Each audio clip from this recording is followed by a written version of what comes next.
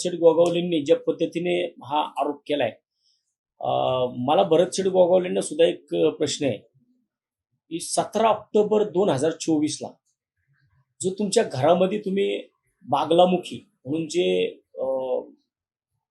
उज्जैनमध्ये एक देवीचं स्थान आहे, त्या देवीच्या मंदिरातून जे काही पुजारी आणले होते, तुमच्या घरामध्ये ज्या पूजा घातल्या त्या कशा करता घातल्या होत्या?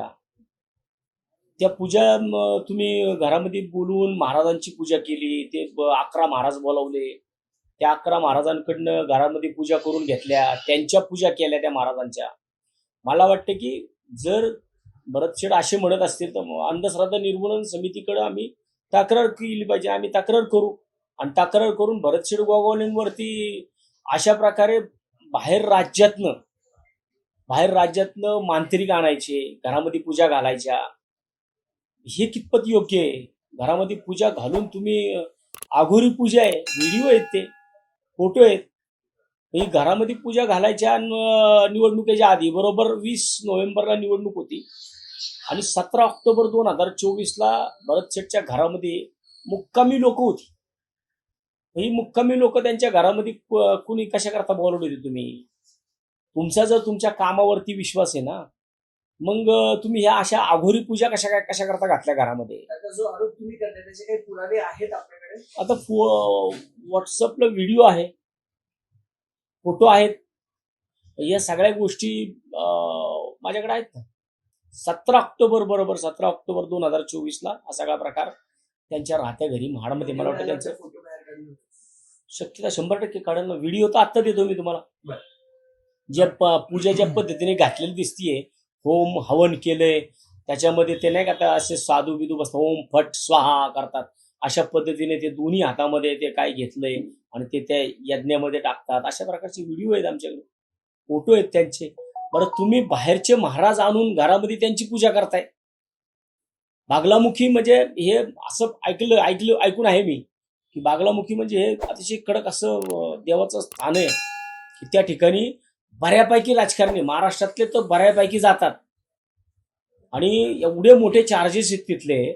मला ज्या टायमाला या सगळ्या गोष्टी कळाल्या त्या टायमाला मी तिथल्याच एका महाराजांकडे फोन करून चौकशी सुद्धा केली होती की बाबा काय कसं आहे, काय प्रकार आहे. त्यावेळेस मला सांगितलं होतं की 15 लाख रुपये एका पूजेला लागतात.